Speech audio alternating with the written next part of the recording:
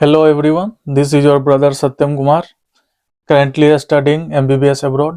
मैं अभी फ़िलहाल सेकेंड ईयर में हूँ और मैं यहाँ पे आपको बताने आया हूँ कि AI टूल्स का कैसे यूज करना है और कब यूज करना है और कहाँ यूज करना है।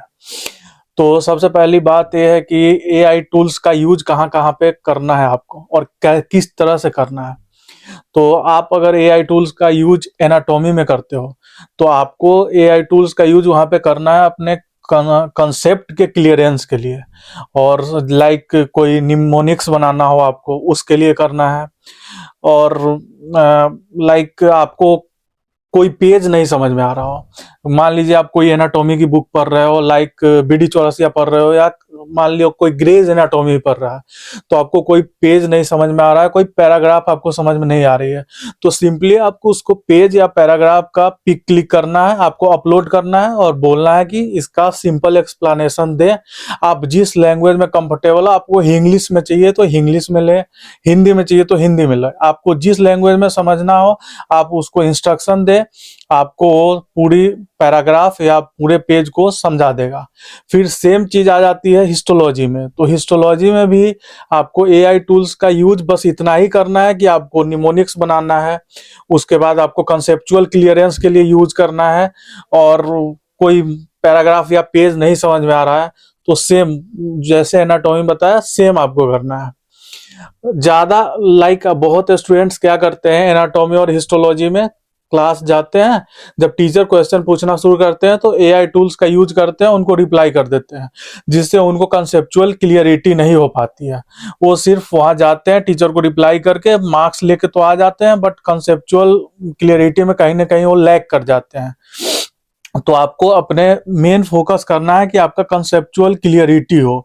तो कंसेप्चुअल क्लियरिटी के लिए आप AI टूल्स का बस इतना ही यूज करें, इससे ज़्यादा यूज ना करें। हाँ, आप शॉर्ट नोट्स बनाने के लिए यूज कर सकते हैं, जैसा कि मैंने पहले ही बताया था कि आपको शॉर्ट नोट्स कंसाइज फॉर्म में नोट्स बना के रखना है, डायग्रामेटिक नोट्स बना के रखना है, तो आपको शॉर्ट नोट्स लास्ट रिविजन में काफ़ी हेल्पफुल होगा। देन आपको मान लीजिए कोई सब्जेक्ट लाइक लैटिन लैटिन पढ़ाई जाती है, तो लैटिन में भी आपको करना क्या है कि बहुत लोग जाते हैं क्लास, तो जो टीचर पढ़ाते हैं या पढ़ाती हैं तो करते क्या है, क्लास में टीचर आपको देती है क्वेश्चन, तो लोग ब्लैक बोर्ड पे जाते हैं, AI टूल्स या कोई GPT का यूज करते हैं और वहां पे जाके वहाँ सॉल्यूशन या आंसर लिख देते हैं बोर्ड पे। तो वहां पे तो आप मार्क्स लेके आ जाते हो, बट मेन एग्जाम के लिए आपके पास कंसेप्ट नहीं बन पाता है। तो जब मेन एग्जाम आपके सर पे आती है फिर आपको लगता है डर कि हमने पूरे साल तो GPT किया, AI टूल का यूज करके छापा है, तो फिर अब क्या करें। तो आपको वहां भी AI टूल का यूज करना है कंसेप्चुअल क्लियरिटी के लिए। कोई पेज नहीं समझ में आ रहा है, कोई पैराग्राफ नहीं समझ में आ रहा है, तो आपको उस समय AI टूल का यूज बिल्कुल करना है। बहुत लोग, जैसे मान लीजिए कोई कंट्री है, वहाँ की अपनी लैंग्वेज है, तो ऑब्वियसली आपको वहाँ की लैंग्वेज बताई जाती है। इसका मतलब ये नहीं है कि वो लैंग्वेज उस लैंग्वेज में आपको पढ़ाएंगे। एक्चुअली होता क्या है, आपका जब क्लिनिकल रोटेशन होगा, जब आप वहाँ के वार्ड विजिट करोगे हॉस्पिटल्स के, तो आपका जब क्लिनिकल रोटेशन होगा तो वहाँ के लोग से आप इंटरेक्ट कैसे करोगे, इसलिए आपको लैंग्वेज की शिक्षा दी जाती है। तो आप उस लैंग्वेज उस लैंग्वेज के लिए भी बहुत सारे लोग GPT का यूज करते हैं। तो यूज करना गलत नहीं है, बट ऐसा आपको यूज करना है कि आपको वो लैंग्वेज समझ में आए, आप उसको सीख सको। ऐसा नहीं कि बस क्लास में आंसर करके आप चले आओ। तो इसके लिए भी आपको एक इंस्ट्रक्टिव वे में आपको चैट GPT या कोई भी AI टूल्स का यूज करना है। तो नेक्स्ट, आप बहुत सारे जगह पे बायोलॉजी, फिजिक्स, केमिस्ट्री भी पढ़ाई जाती है। तो आपको बायोलॉजी में क्या करना है, सेम आपको कंसेप्चुअल क्लियरिटी चाहिए।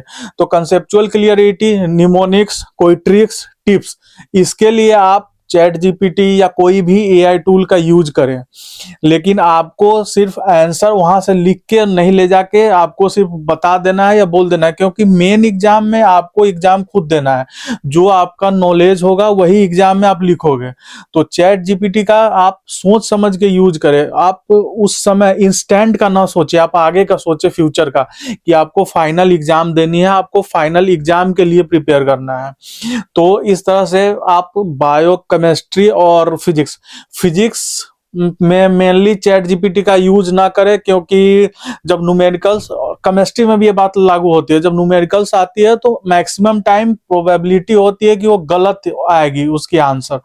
तो उसमें भी आप चैट जीपीटी का यूज ना करें। हाँ, आप एक चीज कर सकते हो, कोई न्यूमेरिकल आया आपके पास तो आप उसके स्टेप्स उससे पूछ सकते हो कि हम कैसे कैसे इस स्टेप्स को फॉलो करें तो हम आंसर के पास पहुंच जाएंगे। तो आपको चैट जीपीटी का यूज बस इतना ही करना है। हाँ, और बाकी की कोई भी एक्स्ट्रा सब्जेक्ट हो उसमें आप खुल के चैट जीपीटी का यूज करो, क्योंकि उसका आपको फाइनल एग्जाम होना नहीं है। तो आप बिल्कुल फ्री हो चैट जीपीटी या कोई भी एआई टूल्स का यूज करने के लिए। आप रेगुलर क्लास जाओ, दूसरे सब्जेक्ट में इन सारे सब्जेक्ट को छोड़ के जो मेडिकल सब्जेक्ट है उसमें किसी भी एआई टूल्स का यूज करो, तो ऐसा यूज करो कि आपके लिए वो इंस्ट्रक्टिव हो, कंस्ट्रक्टिव हो, तो कि आपको फ्यूचर में डिस्ट्रक्टिव ना हो वो चीज। तो आप इस तरह से यूज करो कि आपको एक अच्छा रिजल्ट मिले। और बाकी जो सब्जेक्ट्स हैं, इन सब्जेक्ट, मेडिकल सब्जेक्ट्स के अलावा, या वो सब्जेक्ट्स जिनकी फाइनल एग्जाम होनी है, लाइक लैटिन, उस कंट्री की कोई स्पेसिफिक लैंग्वेज, जैसे रसिया की रशियन लैंग्वेज की एग्जाम होती है, तो और आपको इंटरेक्ट भी करना है पेशेंट से, तो उसमें आप इस वे में यूज करो कि आपको लैंग्वेज आए, आप उसको सीख सको। इस वे में आपको यूज करना है चैट जीपीटी या एआई टूल्स। बाकी के जितने भी सब्जेक्ट हैं, चाहे वो कुछ भी पढ़ाया जाए, हिस्ट्री हो या कुछ भी, इकोनॉमिक्स या कोई अदर सब्जेक्ट आपको पढ़ाया जा रहा है, उसमें खुल के आप चैट जीपीटी यूज करिए, रेगुलर क्लास जाइए, आपको मार्क्स आ जाएंगे, अच्छे मार्क्स आएंगे।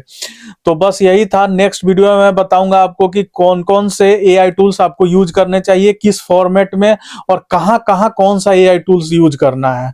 तब तक के लिए बाय। और मेरे ब्लॉग्स को फॉलो करें, मेरे चैनल को सब्सक्राइब करें, और एमबीबीएस से रिलेटेड आपको कोई भी क्वेरी है तो मुझे मैसेज करें, डीएम डालें, और हमेशा मैं आपके हेल्प करने के लिए हूँ। तब तक के लिए बाय, गुड नाइट।